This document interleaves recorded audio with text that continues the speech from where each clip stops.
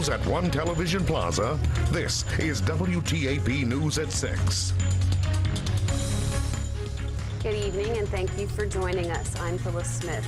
It's day 8 of the government shutdown. Lawmakers are no closer to reaching a deal. While all eyes remain on the Senate, representatives are fighting their own battles, with House leaders pointing the finger across the aisle. Washington correspondent Katrin Asaf is at the Capitol with more. The House has not held a vote since sending a GOP-led short-term funding bill to the Senate on September 19th. Now, House Minority Leader Hakeem Jeffries tells me communication between party leaders has broken down.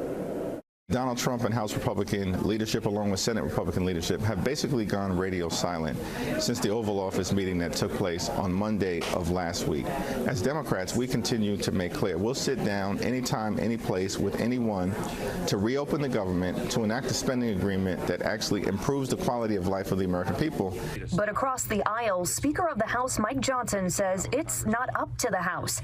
After passing a short-term funding bill on September 19th along party lines, he feels it's now on the Senate to make a deal. The House is done. The ball is now in the Senate's court. It does us no good to be here dithering on show votes. We did it. We sent the product over. It is clean. It is 24 pages in length. It's the most bare minimum that's necessary to keep the lights on for the people. Even as bipartisan talks stall, Jeffries is keeping the focus on Democrats' original goal, extending Affordable Care Act tax credits that are set to expire at the end of the year.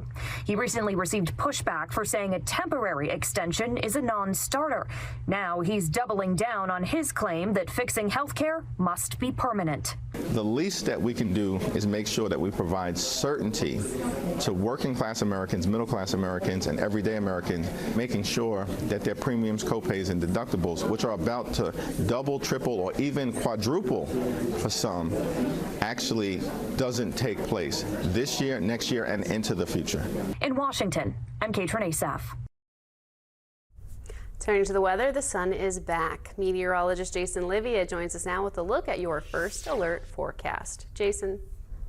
Well, Phyllis, the sun is back in the Mid-Ohio Valley, and it is much cooler than we were at this time last week. We're currently at around 66 degrees on the Jandale, Skycam, and Marietta. Light winds from the north, and most of the Mid-Ohio Valley is now down closer to those mid-60s. We're already cooling off heading into this evening. We'll continue to cool off throughout the night tonight. Clear skies for most of the evening, but it's going to be a chilly one. 39 for our low under clear skies. It's just going to be a very cold night, that much cooler than it has been over the last several days. We'll continue to see cool nights over the next few days, but the 70s will make a return. I'll have details about all of that in my full forecast later on. So for now, Phyllis, back to you. Thank you, Jason. New tonight, Ohio's general election is on November 4th, and Washington County is looking for more poll workers. Anyone who signs up will be required to undergo training, where the Board of Elections will demonstrate how the voting machines work.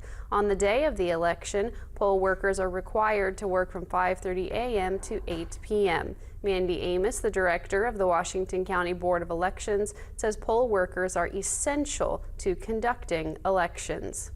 I mean, we couldn't have the election, we couldn't hold an election if we didn't have our poll workers, so they're one of our most important assets here.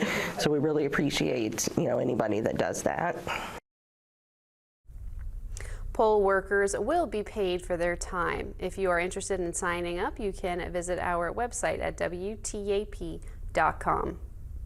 Also new tonight, the WTAP family is growing. WTAP wants to congratulate our digital content producer, Shyla Florence, on the birth of her third son. Yesterday, Shyla and her husband, Chris, welcomed Alexander Wise Florence to the world.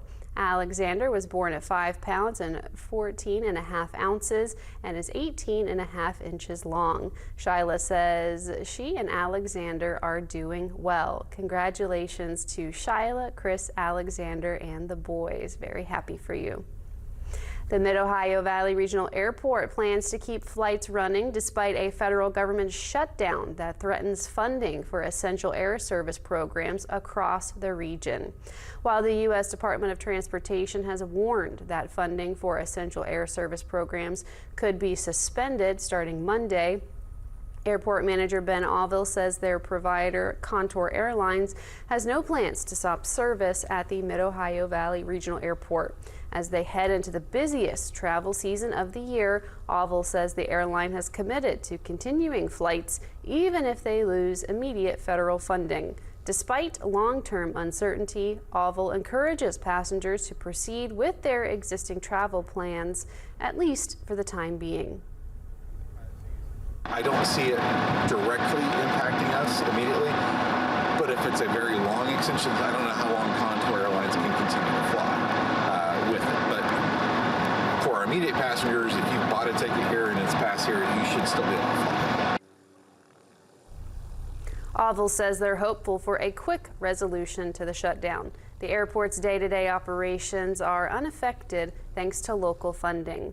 TSA screening will also continue as agents are considered essential workers. A car caught on fire in Belpre overnight on Tuesday.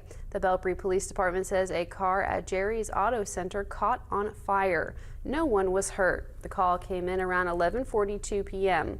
The fire did not spread to the building, according to Belpre PD. The fire was out around 11:57 p.m.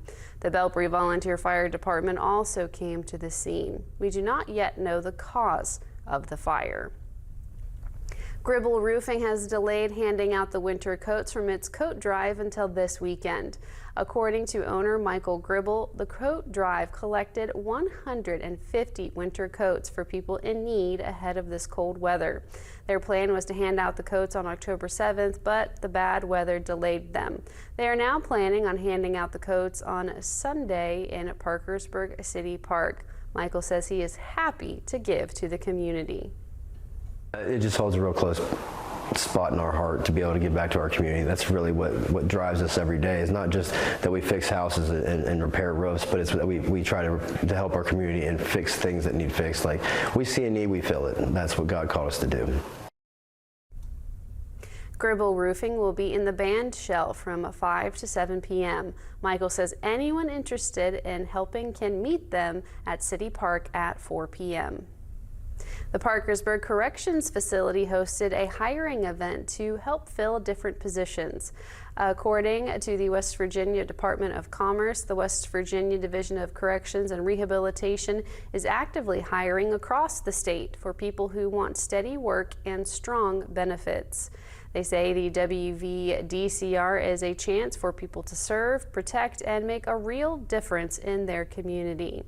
To become a corrections officer in the state of West Virginia, you'll need to be at least 18 years old, have at least a high school diploma, a valid driver's license, pass a drug screening, and a background check. To learn more about other recruiting events with the Division of Corrections and Rehabilitation Department, you can head to our online article at WTAP.com. Still ahead, we have more about the government shutdown, especially what that means for federal workers that are missing a paycheck right now. That story is coming up next at 6.